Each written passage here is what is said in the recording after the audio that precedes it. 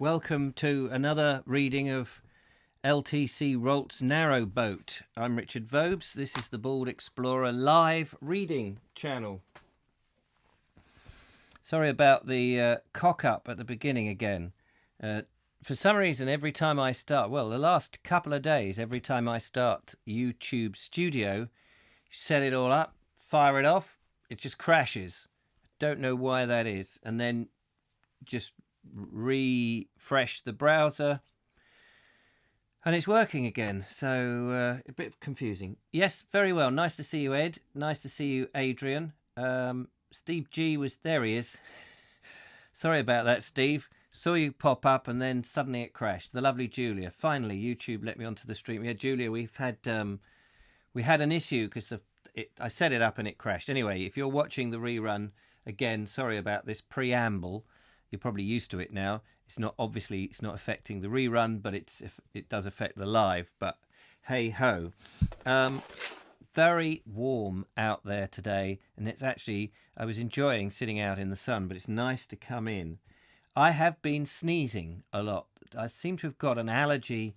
I think it's to the Leylandi hedge that I pulled up about 6 weeks ago, and there's sort of it's now dried out as anything, and I think the dust particles from it have got up my nose. I was clearing it and putting it into bags this morning, and consequently my nose was streaming and it's got into my throat a bit. But mainly I was sneezing, and anyway, it seems to be better now that it's all put into bags and out the way.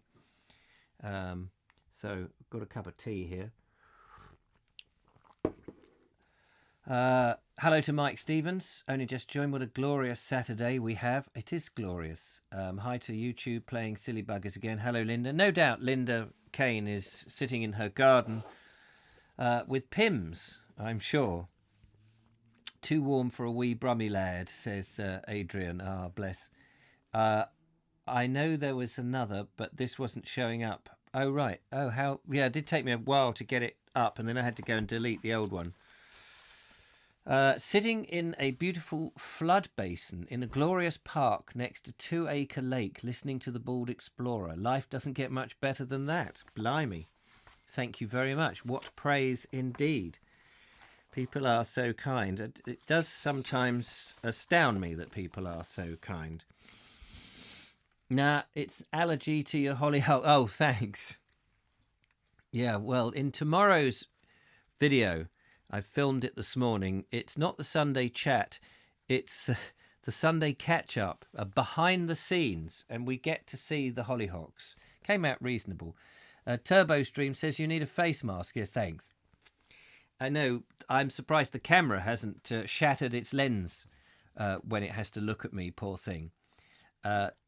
No, too warm, says Lynn. Inside for a glass of water. Fantastic. Hello to Graham. Well, let's crack on. We are so close to the end. I'm excited to get to the end, but I have enjoyed reading. Yesterday, I found it very difficult. I've not pre-read all of this chapter, just to warn you.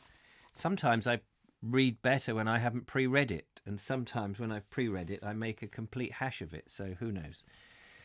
The practice is what's the thing. So excuse me if I sniffle a lot. So who knows? Anyway, we are on chapter 32. This is called Litchfield and Coventry Canal. The Coventry Canal has had a very checkered history. Its construction was authorised by Parliament in 1768. James Brindley being appointed engineer, but unfortunately the capital of the company proved quite inadequate if the work was to be carried out according to his plans. So, having constructed the first 14 miles from Coventry to Atherstone, he threw up his appointment lest it should bring his name into discredit. The canal remained in its unfinished state for many years, until at last, in 1785, the Birmingham and Paisley and the Grand Trunk companies between them completed the section from Atherstone to Fradley Junction. The fortunes of the Coventry Company then proved sufficiently to enable them to purchase that portion constructed by the Grand Trunk from Fradley to Whittington Brook near Litchfield. But the remaining 5.5 miles from the latter place to Fazeley is still owned by the Birmingham Canal Company, so that through traffic has to pay 2 tolls. This is only one instance of the complicated toll payments which beset the long-distance canal trader and constitute one of the reasons why canal transport has declined. It is significant that the railway companies, who have long ago set their own house in order by means of the Railway Clearing House, have done nothing to remedy this state of affairs on the many canals which they own. And I think the reason they didn't do that is because they wanted to run the canals into the ground, because we know that many railways were then built on top of filled-in canals, which the railways had owned. Having made our way without incident down the familiar length of the Trent and Mersey from Great Haywood, we moored for the night beside the Swan at Fradley Junction before embarking once more on strange water.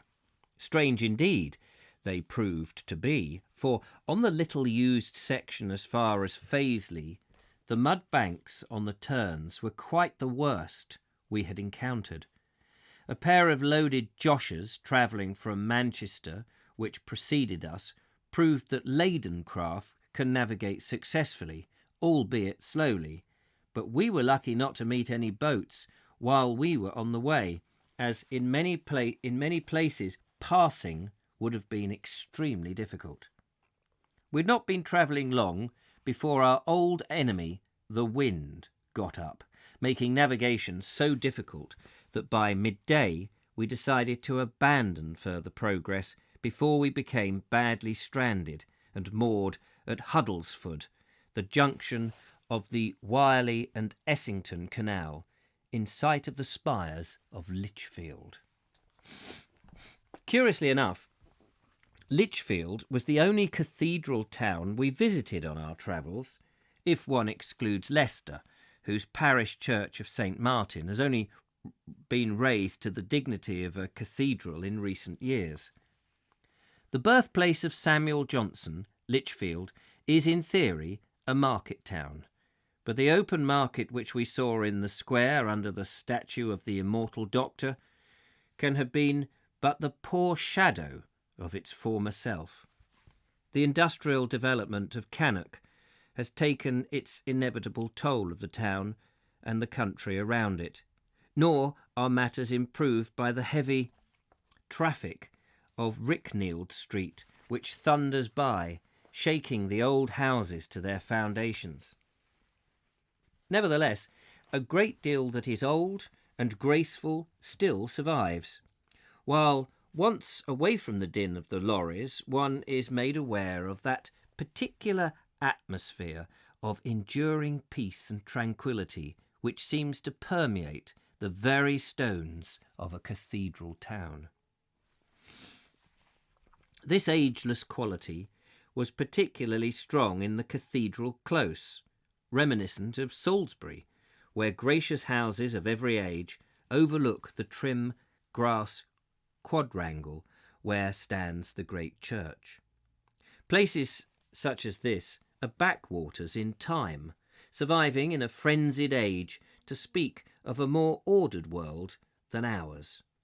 Standing on the green, while rooks cawed in the trees, and high overhead the bells chimed the quarters in leisured repetition, the mind saw gardeners in green baize aprons, pruning roses, the dean at tea upon the lawn, and heard the click of the phantom croquet mallets.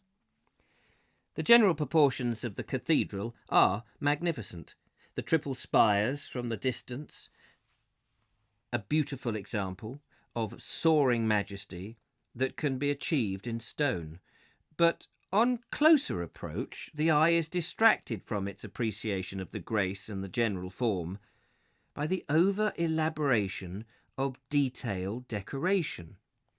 Particularly this is true of the west front, where a multiplicity of image niches, many containing inferior reproductions of the original occupants, are reminiscent of an overburdened corner of some museum. Yet when it is realised that Litchfield suffered more than any other church in England at the hands of the Puritans, already having survived the usual vicissitudes at the dissolution, it must be admitted that the restorers have displayed far more than the usual average good taste. Cromwell's cannon shot down the central tower. The great bells were broken. Even the lead was stripped from the roofs, while large portions of the fabric were pulled down and sold piecemeal. When at the restoration of Charles II, the work of rebuilding was begun. There were only 2 of the original cathedral body left to remember its former glory: Canon William Higgins, the precentor, and the subchanter, who went by the curious name of Zachariah Turnpenny. Soon after the celebrated Bishop Hackett joined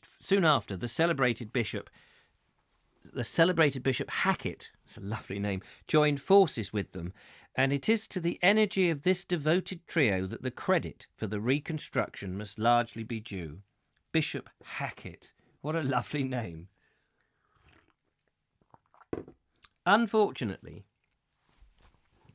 the Victorians, as usual, have had their innings, their most noticeable contribution being the ornate reredos of polished stone behind the high altar, which was the work of St. Gilbert Scott.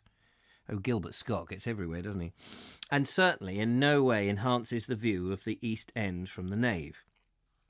The eye is soon lifted up to higher and better things, however, for the great east window and those of the Lady Chapel are aglow with superb 16th century glass which originally graced the Cistercian Abbey at Herken Road.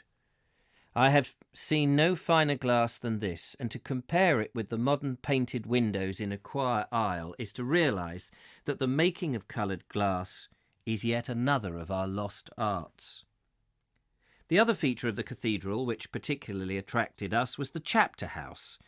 It is a 10-sided building with a very fine vaulted roof supported by a single central column, which reveals in a most striking manner the individuality of the medieval stonemason, for it is obviously the work of 4 men, each of whom adapted a distinct design for his particular portion of the richly carved abacus, from which the 10 shafts of the vaulting spring. The result of such independence might well have been chaotic, yet such was the comeliness of their communal thought that the result is perfectly harmonious. Thus, this column constitutes a perfect vindication of the infallible righteousness or rightness of all true craftsmanship.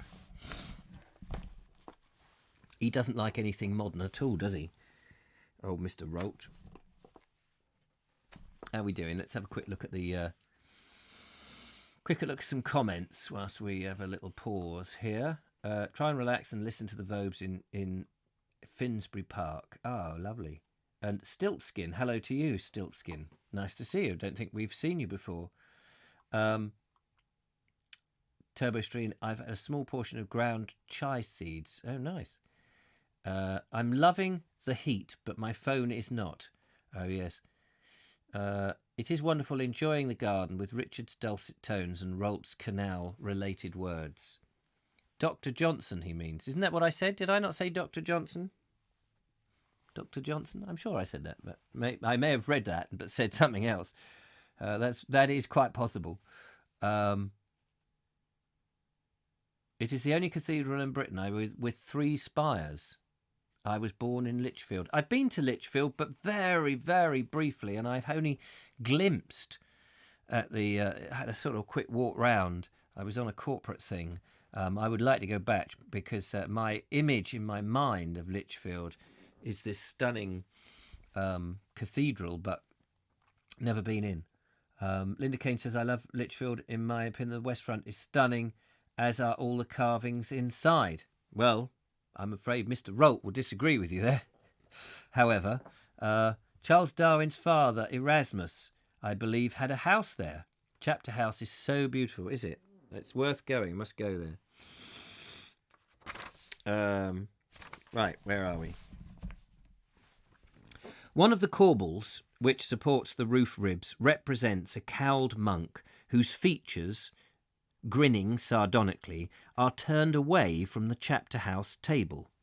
Thereby hangs a tale, for this stone head, carved with great vigour and skill, commemorates the differences which long existed between the rival chapters, secular and monastic, of Litchfield and Coventry over the right of electing the bishop to the see.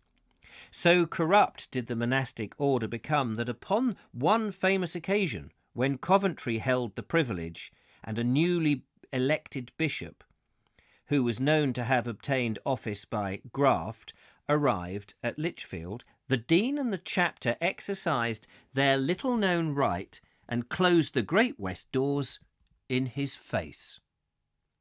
Today, these disputes are long forgotten, and the chapter controls the largest diocese in England, while only a monk of stone averts his ageless face from the council table. Owing to the continuing high wind, we lay for another whole day at Huddlesford. What a lovely name, Huddlesford. That's where they had to huddle in. Before moving on through a dreary country of sodden, neglected pastures in the valley of the River Tame. We were now heading due south, having followed different river valleys round three sides of Cannock. For a short distance, our surroundings improved as we passed along the steeply sloping flank of Hopworth Haywood, and the river directly below us, but the blackened village of Hopworth was just beyond, proclaimed only too clearly that we were now on the edge of the Black Country.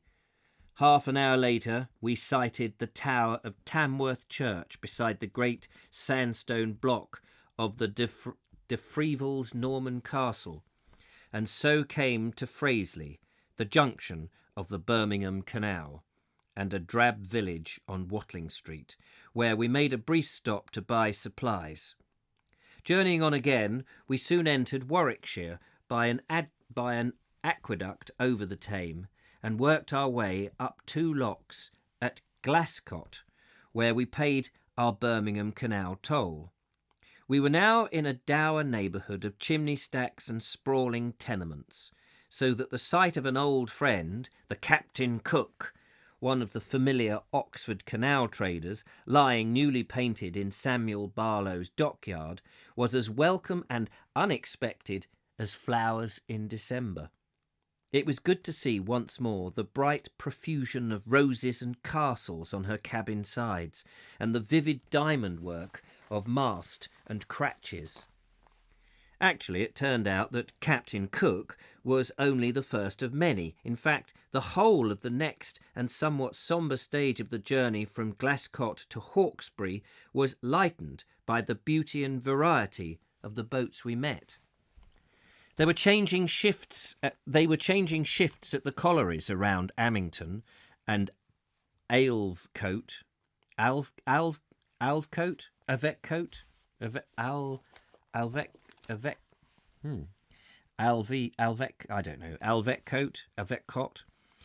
some such tiny little place that probably nobody's ever heard, and you're going to correct me because you've all heard of it. Anyway, they were changing shifts at the collieries around Amington and Avecote, above the locks, for we met many pitmen trudging home by twos and threes along the towpath, their faces so blackened with coal dust and sweat that as they turned to grin us with their teeth, eyeballs flashed like those of a beep at a seaside concert party. Can't say the word. We passed through the heart of some of these pits, between barren shale tips, rows of tubs, spinning headgears and basins where boats were loading. On every hand, the land had been laid to. On every hand, the land had been laid waste by subsidences, pastures. Pastures had become reedy swamps of stagnant water, while such farm buildings as remained stood empty and were fast falling to ruin. What we couldn't see, but could picture most vividly, was the inhuman darkness of the narrow galleries below, the heat, the choking dust and the din of the coal-cutting machines, the hell below earth and the demand for power that it created. That night we lay in at Pooley Hall, where this new world met the old. They stood side by side on the canal bank, a colliery wreathed in steam and smoke, and the crumbling battlement tower of the old hall. The tower returned the blank stare of the tall windows of the winding house from arrow slits that were like eyes veiled with mistrust. Throughout the next day, our course lay along the valley of the Anchor to Atherstone, where we stopped to replenish our fuel tanks. Atherstone is an old market town which has suffered inevitably from the situation on Watling Street and its proximity to Birmingham, or Birmingham, as the boat people call this canal as they call the canal centre of England. As a result, the town appears to derive more of its revenue from commercial gentlemen than from the farmer, for as though determined to carve a particular niche for itself in the complex structure of industrial development that was springing up on every side, Atherstone now manufactures bowler hats in prestigious quantities. Good God. Peering through the dusty windows of the warehouses, we could see enough to supply a generation of salesmen. It's hard to imagine people really went round in bowler hats. It's so hard. You know, the city, but salesmen, how bizarre. Oh, Alvercote. Oh, that's how it's pronounced. Thank you, Alvercote. Yeah, see, once you've said it, Alvercote, you can see it. Yeah. Later that evening in the inn, whose windows overlooked our moorings, we fell into conversation with two boatmen, and the talk turned to the subject of donkeys, or animals as they call them on the canals. Once they were used exclusively, a pair to a single boat, but now, to the best of my knowledge, this practice is extinct. They appear to have been most favoured by boatmen on the Worcester and Birmingham Canal, but since this is a waterway which Cressy has not yet visited, I don't know whether any still survive. There seems to be no good reason for their extinction, as all boatmen agree that they're good workers, long-lived, extremely hardy, and cheap, because they would eat almost anything. I had previously inquired of canal folk in many parts of the country whether any donkeys were still in use, but received, as on this occasion, a negative reply, followed by a flood of reminiscence.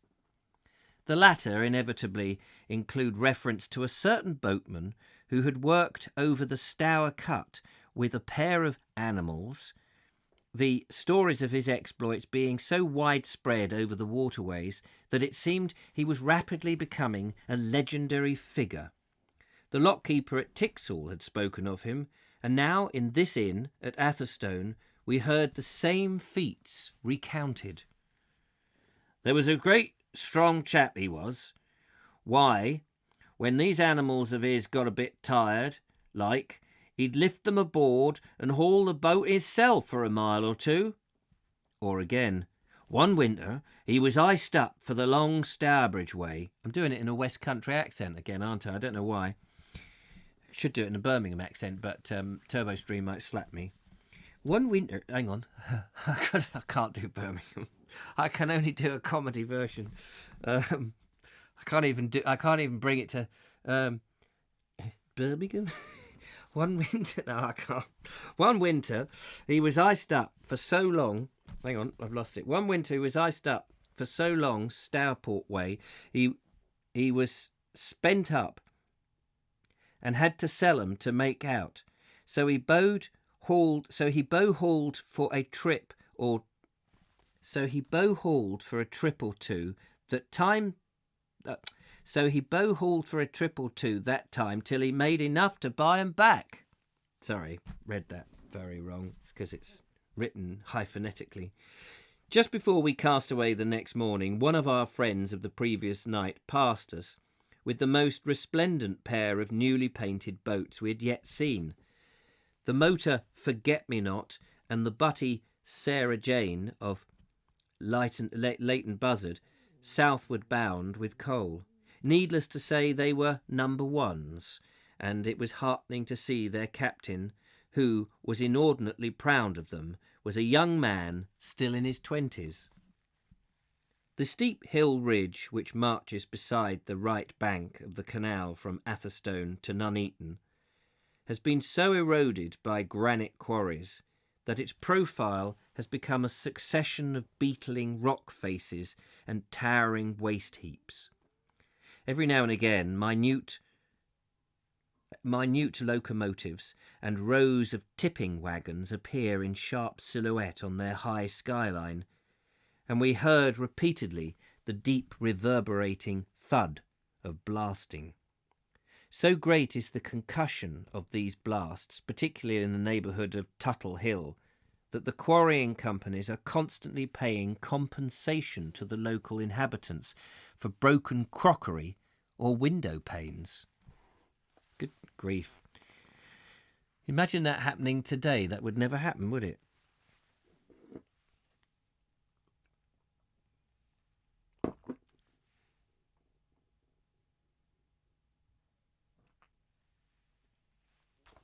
Nuneaton, with its adjoining suburb of Shilvers Cotton, or Coton, presented us with the worst example of suburban jerry building we had seen, a desert of mediocrity, and which terminated finally in the first Canal-side inn, which we had no hesitation whatsoever in passing by. A dingy building of soot-grey stucco, it announced in gilt letters a foot high that it was Ye Old Wharf Inn, thus carrying the old world fetish to the ultimate limit of absurdity. Continuing without pause until we had left this cheerless region well astern, we passed the junction of Ashby-de-la-Zouce Canal at Marston, and moored for lunch at a more honest inn at Bedworth, which overlooked a busy wharf where many boats were loading coal from the neighbouring collieries. Here we found a very patriarch among boatmen. Retired now, he sat yarning with his late companions at the bar, wearing a shiny peaked cap and an old reefer jacket. Though he looked a vigorous 60, he was actually 79 years old, and since the death of his sister at the age of 98, he had lived quite alone in the cottage next door where they had both been born. This cottage, it transpired, had been scheduled for demolition under the Slum Clearance Act, for the veteran related with great gusto how he had dealt with the inspector who had visited them. "We'll walk straight down into the..." Oh, hello, here we go again. "We'll walk straight down into fust," I told un, "for he was born here, and we means to die here." That touched un, see, the old man explained triumphantly, and the upshot was that the cottage was to stand for the remainder of his days. In the course of 50 years of boating, he had buried 3 wives in different parts of the country. This, and a deal more, he told us, but his speech was so broad that at times it was extremely difficult to follow, let alone difficult to read. It bounded in quaint quaint turns of phrase most apt and rich, such as billy-bale work, to describe the arduous yet delicate task of unloading a fragile cargo of bricks. And when he at last rose to go, it was a good day to you, good people, that he bade us farewell. Just as we were leaving Bedworth, we met the wife of the captain of the Franklin, a boat we'd seen at the Bull and Butcher at Knapton. From her, we learned that a tragedy had taken place on the morning after our last meeting. Her husband had been taken seriously ill while they were descending the Knapton locks, and had died in his cabin before the doctor could reach him. Though we could do no more than express conventional sympathy, it was with a genuine feeling of regret that I learned of his passing, for he was a quiet, kindly man whom I had come to know well during my long stay at Banbury. No doubt he had been brought in a boat cabin and lived all his days upon the water, and would have chosen no other place in which to die. There was consolation in the thought of this hard yet simple life ending as it had begun. And that ends that chapter. So just have a quick look and see what you're chatting about. Most people in their 30s seem to wear hats. Isn't it wonderful, Richard? Amazing. We can all join in our gardens and parks and things. We can all... Sorry, I'm just trying... I need to move this because my eyes have... It's wonderful, isn't it? So grateful to Richard. It's amazing that we can all join in from our gardens, parks, and things. Oh, marvellous! Well, I'm very pleased that that's the case. Most people, sat under the parasol with a nice cold Thatcher's cider. Oh, there you go, Clint. That sounds good. I love me flat caps and trilbies. Oh, do you know? I must get a trilby. I don't know whether I'd look good at it. I think my dad used to wear a trilby. He sort of had the right sort of face for it. I could do with a hat. I can feel the sun on my newly bald head slapping the sunscreen on. Yeah, well done. Turbo Stream, nor can I, Richard. Do the accent? For goodness sake, it's all just happened here. Eldest ran through the conservatory with a drink, fell over, thankfully fine, but shocked and mess every stir. When the youngest tried to run and fell. Oh my God, it does sound like Bedlam, says Turbo Stream. And oh dear, I hope you're all right, Julia. Why can't when walk and bumped his head, and here I was hoping to enjoy the Vobes interrupted. Oh dear, I hope it's all right. He's 9, so he's not usually an issue, right? Having to bury one spouse is sad enough, but 3. Yes, oh yes. All okay, thanks, bar my nerves. Chill down, chill down. I do love that hat. Never used to suit them till I started maturing. Not maturing cheese. Sad but wholesome to pass away. Yes, absolutely. Grandad waited nothing more to come home with me to our flat and go. Just feels right. Absolutely. Right, next chapter is chapter 33. And just so you know,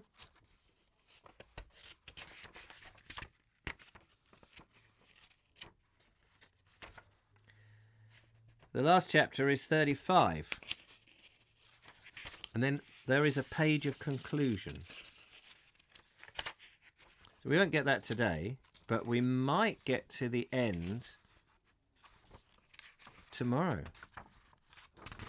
Won't that be exciting? We will have done another book. Ha ha ha! 2 books, read right the way through, all aloud. It's quite an achievement, really. Okay. Which means Monday we'll have a new book to start. Funny how it works out, isn't it? Right, the Oxford Canal again, chapter 33. Let me just put these comments back over here. Thank you. Though it continued for a further 5.5 miles to its terminus in Coventry Basin, we came to the end of our journey over the Coventry Canal when we reached its junction with the Oxford Canal at Hawkesbury. The early engineers seem to have constructed canal junctions with a blissful disregard for the length of the boats, which would have to negotiate them, for with a few rare exceptions, they are so acute that boats need to be checked round with lines from the shore. Good God. In this respect, Hawkesbury Junction was even worse than most, the two canals actually running parallel with each other for a little distance, only a few yards apart, before being connected by an acute hairpin turn beneath the roving bridge. This presented us with a nice little problem in navigation, and as our approach was watched with curiosity by the crews of several moored boats, we were particularly anxious to give a good account of ourselves. The fates usually ordain that such circumstances lead to some humiliating fiasco, but on this occasion we were lucky.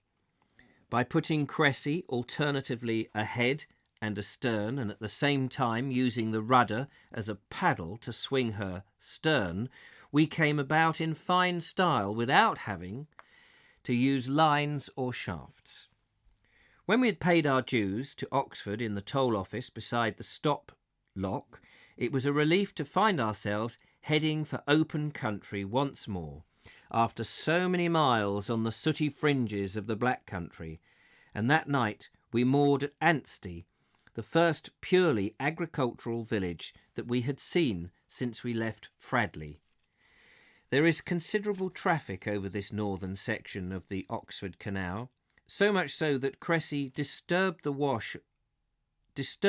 the wash of passing boats, carried away the seemingly substantial fence post which we had moored her bow to and swung broadside across the water during the night.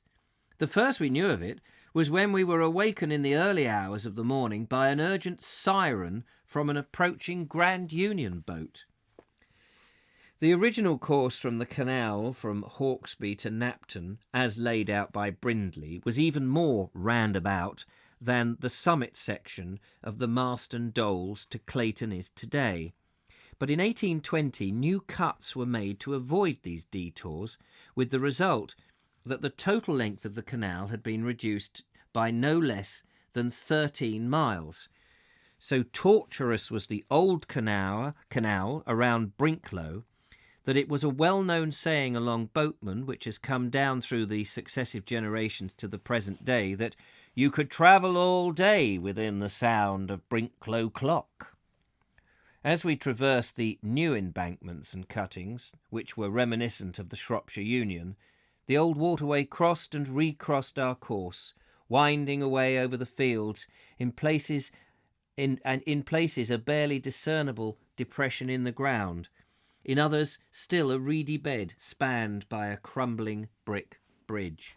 Well, that'd be an interesting place to see the earlier canal from the canal from before. Oh, I might be sneezing in a minute. Whatever it is that's irritating my nozzle is still irritating my nozzle.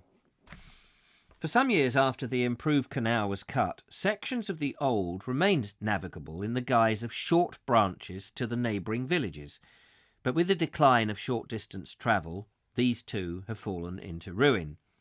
One of these was a branch to Brinklow, and just below the reed-grown entrance in a wooded cutting by the park of Newbold Revel, we moored and walked into the village. Brinklow's single main street of great length, in places bordered by a strip of green sward, is characteristic of the district, and the heterogeneous rank of houses of every style, age and material somehow contrived to mix passably well with one another. This gentle sloping street was overlooked at its upper end by one of the largest castle mounds, circled by a double moat. This gentle sloping street was overlooked at its upper end by one of the largest castle mounds, circled by a double moat, that I have ever seen. Of its history we could discover nothing, but it stands on the Fosse Way. The Romans no doubt made use of it. The church... It's a castle, is it? So is it... Well, wait a minute. The Normans came after them. Is it a large castle mound with a double moat? Was it a Neolithic castle then? Is that what he means? Because the Normans came after the Romans. No doubt, anyway, it stands on the Fosse Way. The Romans no doubt made use of it. The church at the foot of this large mound had images. The church at the foot of this mound had image niches set into the angles of the tower, and within the remains of a stone stairwell by the chancel arch, which evidently gave access to a vanished. The church at the foot of this mound had image niches let into the angles of the tower, and within the remains of the stone stairwell by the chancel arch, and within the remains of a stone stairwell by the chancel arch, which inevitably the remains of a stone whatever, can't be bothered. I can't get how that sentence, because it suddenly comes to an end. Anyway, we subsequently discovered that there were 2 feet. We subsequently discovered that these 2 features were to be found in many churches in the neighbourhood. All right, well, what are these bloody 2 features?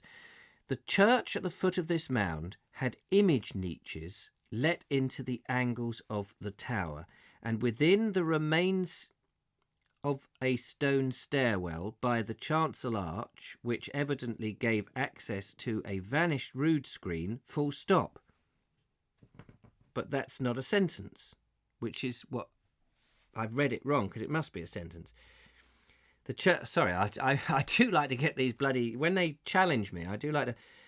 So the church at the, just trying to chop this sentence into bits that make sense. The church at the foot of this mound had image niches let into the angles of the tower, and within the remains of a stone stairwell by the chancel arch, which evidently once gave access to a vanished rood screen, then you get a full stop.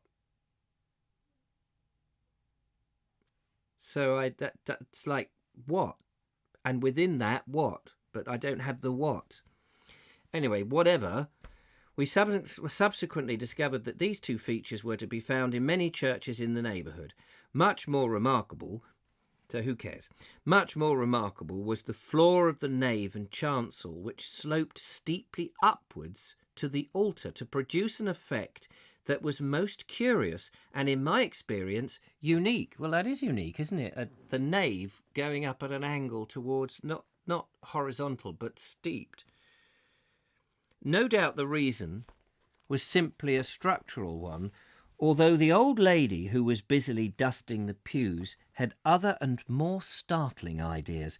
"'Twas the battle has done it," she declared, jerking her head in the direction of the castle mound. "Back in the old days, so they say."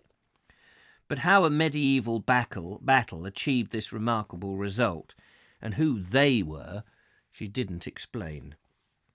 A fine rain began to fall as we were walking back to the boat with some jars of honey which we had bought from a beekeeper in the village. So we decided to journey no farther that day. The next morning dawned fine, however, and the strong wind which had swept away the rain clouds gave us little trouble, as the canal was for the most part sheltered by tall hedgerows, which seemed purposefully to have been left unlaid to avoid a windbreak.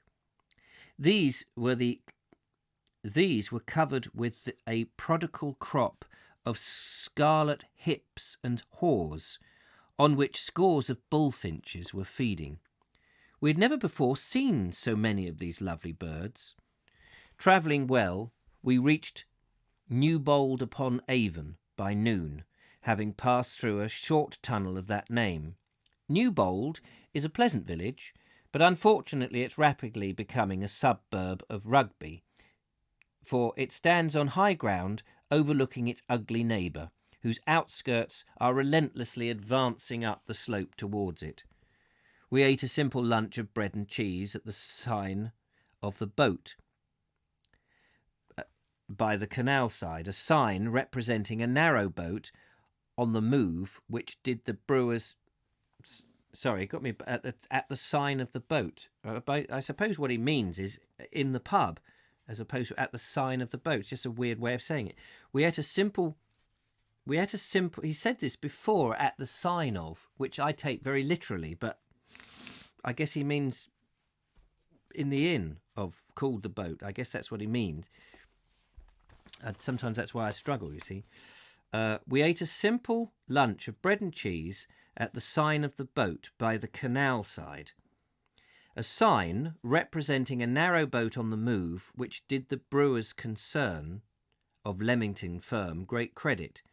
In some quarters there is evidence such as this that the neglected art of the inn sign is being belatedly revived. Some more enheartening brewers, notably Messrs. Flowers of Stratford-on-Avon, having accomplished much in recent years. Evidently it is drawing upon the brewer's commercial mind that the average countryman goes to the village inn because he is thirsty and because he wishes to gossip with his neighbours, and therefore that to advertise their beer in foot-high letters across the outside walls is not merely unsightly but expensive and ineffectual. I don't really know what he's getting at there. But he's basically saying that instead of saying we have this beer, it's just the sign of the... Yeah, okay. The most notable feature of the red sandstone church at Newbold is the memorials of the Boughton family. They are inescapable because the church is full of them, and they constitute a striking commentary on the transition of style and taste through the ages. The 15th century knight and his lady lie side by side, he in his full plate armour, she in weeds and coif, their simplicity and the calm repose of their features eloquent of dignity. Nearby, the smaller painted figure of their beruffled Tudor descendant kneels with his wife and children, a monument more stylised and naive, but no less sincere. Finally, occupying a considerable area of the small chancel, there stands an ornate marble memorial to the 18th century scion of the house, S-C-I-O-N. I don't know what that means. A scion? Scion? The life-size figure, with pupilless eyes, blankly staring and looking in its studied pose, lifeless and empty of all feeling, surmounts a plinth, whereon his manifold virtues are described at fulsome length. It is a wonder the armoured knight does not raise a lance in hand to tumble this pompous popinjay from his pedestal of conceit. Passing northwards of Rugby and crossing the valley of Swift and Avon, we came that afternoon to the 3 locks at Hill Morton, where stand the tall steel masts of the post office transatlantic beam. Dusk found us crossing a wilderness of flat scrub pasture land, which, on referring to my map, I found to be the edge of Dunsmore Heath, and it was this desolate place, under the meagre shelter of a row of stunted thorn bushes, that we moored for the night in a rising gale. It blew so hard overnight that Cressy uprooted both her mooring spikes and drifted astern for over 200 yards, fortunately without swinging across the channel and doing any damage. Scion, thank you. Scion. There's a Scion Park in London, isn't there? A Scion House and Scion, actually, that's what I should have recognised. We've been travelling for over 2 hours. A little over 2 hours the next morning before we sighted the familiar spire of Braunston Church perched upon its hill, and so, at the junction of the Grand Union Canal, we completed the second loop of the huge figure of 8 in which we had travelled around the Midlands of England. We didn't care that from this point of view, as far as Banbury, we should be navigating familiar waters, for no matter how many times one may journey over the same canal, its beauty is ever changing according to the season, and the fascinating character of this slow canal travel is sufficient in itself. Nor is this all. As we discovered when we moored just off Brawston Turn. No matter how observant a traveller may be, he cannot discover all the interesting things he passes on a single journey, and we had not noticed the church standing lost in the fields of a little distant from the canal, with only a rough track leading to the door. Nearby was a substantial farm, and a solitary cottage. The total extent, it would seem, from the map I concluded was the hamlet of Wolfhamcote. We found that the church, which was very large for so small a place, was locked, but, as we hoped, the cottage held the key, which they gave to us willingly, explaining that services were only held during the summer months due to the absence of any form of heating system. Even with the help of the key we had to struggle to get in, since the square rod to which the door handle was attached was so worn that it would no longer lift the hatch. Within a tragic scene of desolation met our eyes. The stone floor was covered with dust and debris, while damp streamed down the walls from the leaking roof, part of which had been covered with corrugated iron. In the midst of this ruin stood some magnificent oak pews, and a 14th century oak screen slowly mouldering into decay. Some of the slender bolsters of the latter had already given in and had been replaced by pitifully poor machine-turned replicas. Of the stonework worthy of mention, there were some corbel heads of true Gothic vigour and a fine Norman font, while the tower showed signs of very early workmanship. Yet we didn't linger long, for there was an indescribable air of melancholy about this forsaken church, standing alone in the fields. Even its dead seemed long forgotten, so overgrown were the drunkenly leaning tombstones by the long rank grass of the churchyard. It was good to be out in the fresh air and the sunlight again, crossing the fields to the boat. We made the Bull and Butcher that night, and the next, a windy day of bitter cold, the top of Knapton Locks at Marsden Doles. Despite gloomy forecasts of snow, the wind dropped overnight, and the morning was clear and frosty as we set out over the winding summit level. Every man has some peculiar part of England that he favours most, so perhaps it was mere prejudice on my part that made this rolling country of North Oxfordshire broader and appear softer, kindlier, and more subtle colouring in its shades of blue-green than any we had seen in the north. Certainly the day gave off its best, especially towards the evening when we approached Fenny Compton Wharf, and the sun sinking clear and red, bathed the broad fields and gentle hills in such magic light that the country looked just as lovely as it had done in the in the days of summer. On the following evening, we must be near the end, on the following evening we reached Croppedy, the old cottages of stone and thatch appearing like old and familiar friends. In sharp contrast to that summer evening, the first of our long journey, when we had at last passed by the... I'll read that again. I'm anticipating the end, you see, that's the trouble. On the following evening we reached Croppedy, the old cottages of stone and thatch appearing like old and familiar friends. In sharp contrast to that summer evening, the first of our long journey, when we had at last passed by, the air was keen with frost as we walked up the street to the Red Lion after dinner, and when we awoke the next morning the canal was covered with ice, all the willows glittering with rime. Ice soon cut deep into the timbers of a wooden narrowboat, but we were particularly anxious to reach Banbury if, as seemed highly probable, we were destined to be frozen in.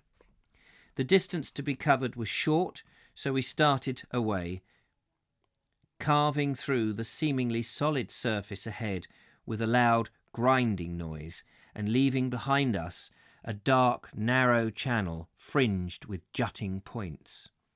When we reached the familiar outskirts of Banbury, it was to find that the influx of warm water from the factories had prevented the ice from forming, and so it was through clear water that we reached familiar moorings at the Banbury boatyard. And there we will leave it for today, with 2 chapters to go, and the conclusion, which is very short, for tomorrow. And there endeth their journey. How exciting is that? An offspring of a notable family, Scion. Oh right, that's Scion. Oh, I see. Well, how do you? Is there a difference in pronunciation? Scion. Well, wait a minute. It sounds like it's the same pronunciation, but with an extra C in it. The term "at the sign of" was used in times before the names of the pub were written on the pub. Oh right, at the sign of. Not a literally at the sign, as I took it. Well, I did get a chance to relax and enjoy the reading after all. Sorry, towards the end there, my reading starts to... It's like the first half hour I can read quite well, and then I think the words start dancing about in front of my eyes. It does make sense. The mound is still there on the big maps, is it? Well, I should bloody well hope it is. Same pronunciation, but with but not related, or possibly related, but not immediately related. Okay, I got it. Whew. Well, thank you very much. That was exciting, interesting. We are now 2 chapters away from the end. What will? He's an interesting character, isn't he? He's very traditional. He doesn't like the modern world at all. Mind you, the modern world back then in the 30s, with all those belching chimneys, was clearly not nice, and everything was being, we're used to things being manufactured and being the same, everything the same. It's this, bang, bang, bang, all the same. Whereas I'm guessing he's in that transition where he's gone from things are made by hand, and machine is very much, the easier, cheaper thing, and the houses. And there's me. I feel I'm very similar to him in the way that I moan about the urban sprawl, but clearly it was making a bigger effect on him because the urban sprawl was a new thing, relatively. The new in the 30s, and yet here we are. We look back on those 30s houses, some of them, mind you, Findon Valley. Would want to live in Findon Valley. No disrespect if you live in Findon Valley, by the way, and all those bungalows of the 30s, like towards Ferring and all along the south coast. I enjoyed that, Richard. I need to upload a vid for tonight. You do? That sounds great. Thank you very much.